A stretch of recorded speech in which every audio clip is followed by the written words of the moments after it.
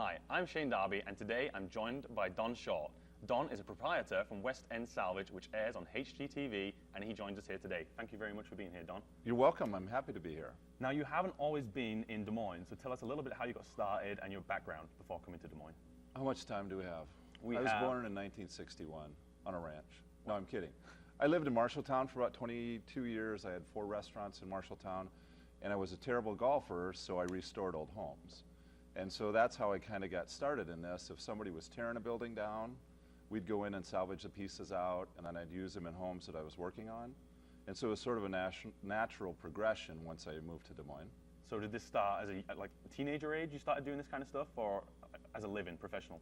More as a profession. I bought my first house, I believe, when I was 21 and started working on that one. So it kind of carried on from there. And when I did move to Des Moines, I moved to Des Moines to restore homes, not necessarily open an architectural salvage store. Now, apart from being bad at what else was it that first appealed to you about going into this kind of work? You know, I like to work with my hands. I like to fix up old houses, and I just always saw the uniqueness and the character in the pieces that were in the old buildings. And for me, it's like, how do you reuse them? And so I'd get a whole pile collected and then never do anything with it. So you were a hoarder? I was kind of a hoarder, yeah. Fill up garages, fill up storage sheds, and then have an auction, and then other people would get it. So tell us a little bit about how HGTV came into your life and how they struck up a deal with you, because now you're a big TV star. Well, I've gotten fatter, but I wouldn't say I'm a star. Well, TV does add pounds, so. It does. We've been open 8 years, and so about a year and a half ago, HGTV, I believe, was looking for a show. We were never contracted directly by them. We were contracted by production companies, such as kind of like what you guys do. So our first one was Pytown Productions out of LA, and then I had 6 other production companies contact me within that first 6 months. And so Pytown flew a crew in to do a scout. We did a 10-minute sizzle reel. Then HGTV contacted them. They wanted a 13-episode season.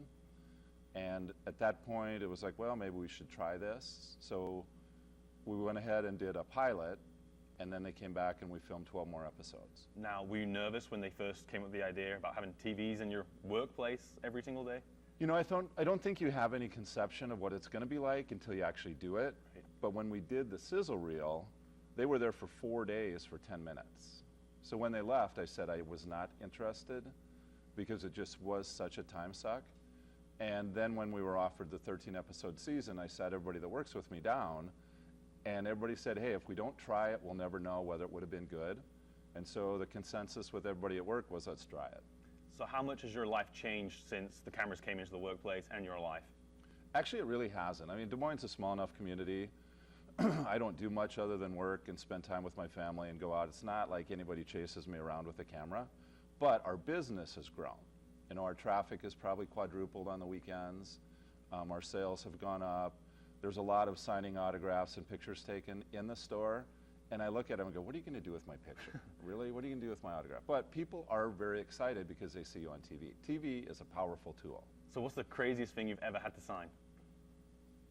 Is this live? This is live. No, you know, we sign T-shirts, we sign mugs, we sign hats.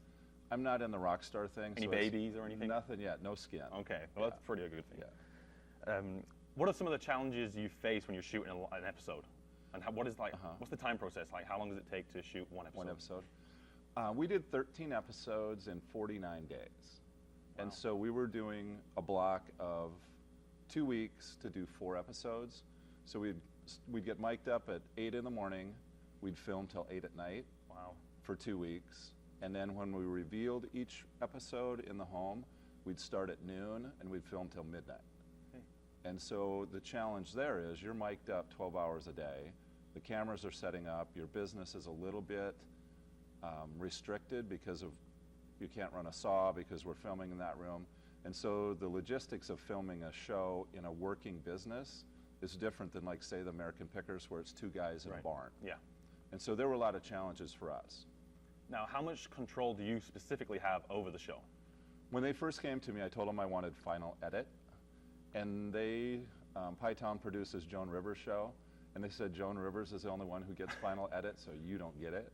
You couldn't even twist their arm? No. And so I didn't see any of the content. But after working with the guys that long, I trusted what they were going to do. They weren't going to make us have subtitles. They weren't going to make it catty. And so I think the show that they produced was really well done. Do you think, as time progresses, that you may get more control over certain little things?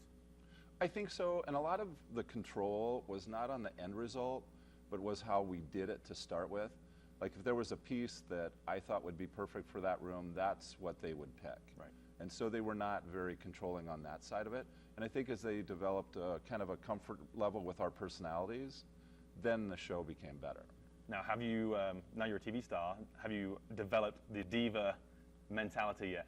No, I have a 7-year-old at home, keeps me very grounded. That's good. Yeah. That's always good and to so have. no, and I'm not that. I mean, what you see on TV is who I am. Okay.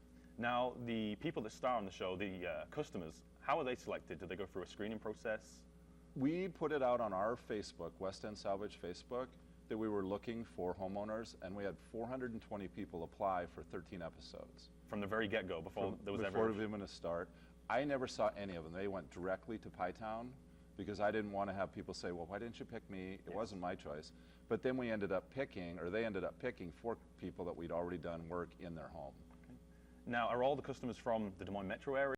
How far do you branch out to get customers? We went to, for the show. For the show, first of all. For the show, we went, the farthest away was Perry. Everything else, they wanted it to be within a 30-mile radius because you're coming and going so many times. Right. So in town is where they would like to stay. And from just a company basis, how far do you reach out? I work with a company out in New York City probably every 2 months. We just imported 2 containers from Europe.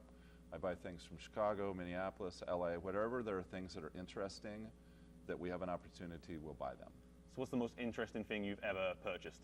Right now I have 2 searchlights off the Suez Canal out of Egypt that we've turned into martini tables.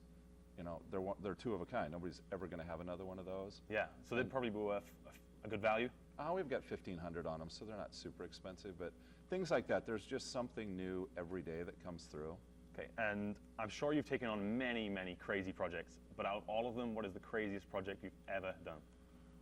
Right now, we probably have a really crazy one. We're taking apart an old pump organ and turning it into a martini bar, wine storage with a live edge walnut board on the top. It's going to be crazy cool. Crazy cool.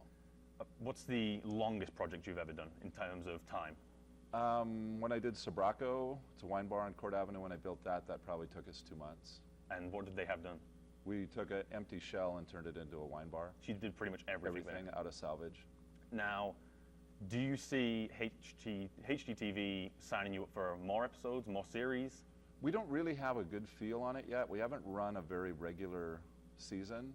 So we've been on 8 at a time. We've been on sporadic. Right now, we're running at 5:30 a.m. on Wednesdays, which is prime time. Now, yes, prime time. So do you see West End Salvage ever grow into more locations or out of state? I don't. No, I don't see us growing out of state. I like the size we're at. I've got 17 full-time people. I don't want to manage a huge company, and I like to go home at night. So I'm really happy with what we have. Okay, well, thank you very much for joining us here You're today welcome. on GDTV. Thank you for having me. This is Don Shaw, and I'm Shane Darby.